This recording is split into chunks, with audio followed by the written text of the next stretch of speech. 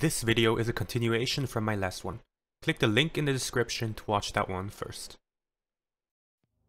The world has changed dramatically in the last 30 years, as have companies. 30 years ago, the top 10 biggest corporations in the world were traditional and diverse: oil, energy, tobacco, retail, food, and so on. IBM was the only tech company in the top 10 list by market capitalization. Today, tech companies dominate the field. Walmart was the only company left from 1992 in the top 10 list by 2020, and crucially, all of the current top 5 weren't worth much just 30 years ago. I've addressed the rise of these companies in my last video, but today I want to dig a little deeper into the nature of today's corporations. In the 20th century, there was a set of clear rules about how businesses worked. There were dozens of large companies that dominated the economy, and each specialized in its own market. Exxon invested in oil rigs, drew oil from the ground, and sold it at a price that was above the price of extraction. Toyota assembled raw materials and components into vehicles and sold them for a profit.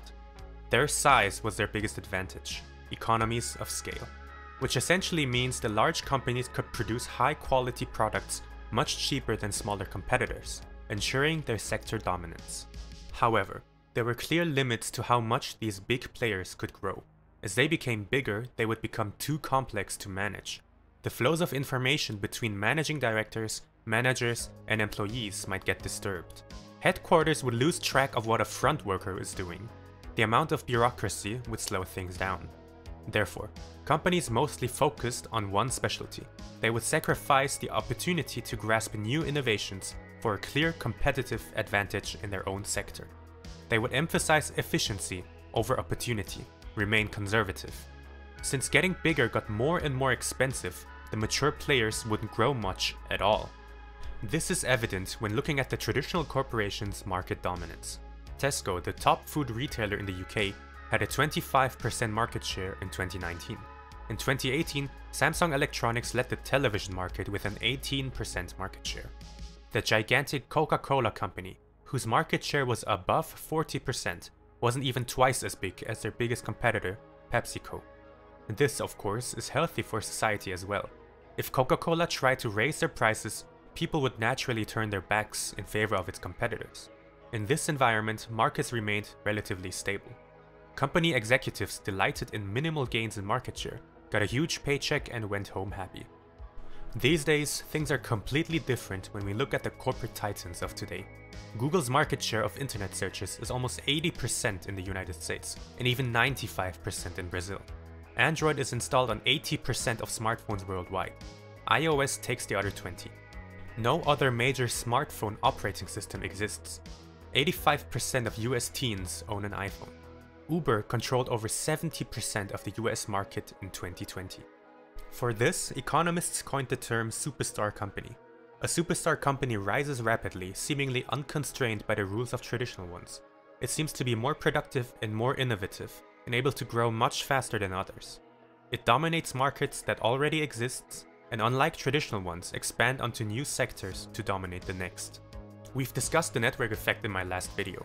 It explains how and why a winner-takes-it-all concept catapulted the superstar companies to the top. But this effect existed even long before superstar companies existed, right? Like fax machines. What's new in our time, however, is the internet. Fax machines, in order to take use of the network effect, required people buying their own machines. But the internet, everyone already has it. The connections that support the network effect are already in place. This has created room for an entirely new type of business. Rather than being suppliers of goods, like cars, companies can now function as platforms, meaning they connect producers to consumers, without them producing anything themselves. They no longer need to acquire raw materials and factories. Take eBay as an example. eBay is not a store. They don't offer any products themselves. eBay instead acts as an intermediary between buyers and sellers. It acts like a virtual market. Facebook is similar. It offers a place to connect with other people. And unlike physical spaces, virtual ones aren't constrained to crowded spaces and sweaty people. The potential is almost limitless. It's why digital technology has led to massive new platforms. If I can choose between hundreds of sneakers at the comfort of my couch, instead of going to a mall to choose between 15 and sometimes not even finding my desired shoe size at all, why should I even bother to go to physical stores? Now, today we have these superstar companies that dominate multiple market sectors. Red alarm bells should be ringing to anyone familiar with the basics of capitalism. If a company dominates a market, it can by itself dictate prices and conditions. Historically, consumers and society have suffered under market monopolies, which is why governments operate with strict laws to tackle this.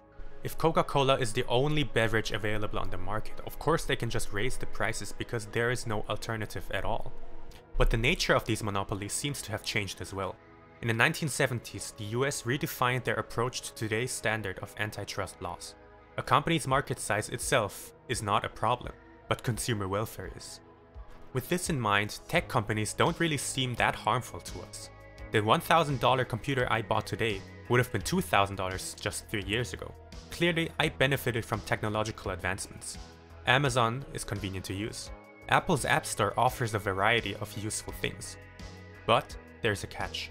Modern monopolistic businesses may not explicitly harm consumers, but they might exploit smaller scale producers. Let's look at Apple again. They make iPhones and also operate the App Store. Apple charges software developers to sell their products there. Fees range from 15% to 30%, earning Apple around $50 billion a year. But is this 15 to 30% fee really earned?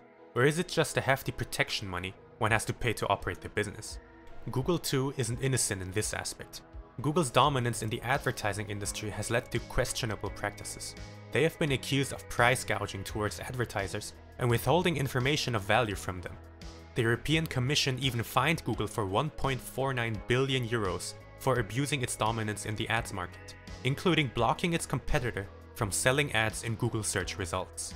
Clearly, the 20th century way of regulating businesses is getting more and more outdated.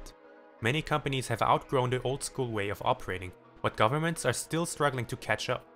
Businesses are finding new ways to grow and outmaneuver existing laws, even to the extent of avoiding taxes. The game has changed and it's time for the rules to change as well. The European Union has taken the first steps towards new regulations. It's time for others to follow up as well. Otherwise, society risks becoming victims to new exploits and repeating the history of suffering from monopolies. Thanks for watching.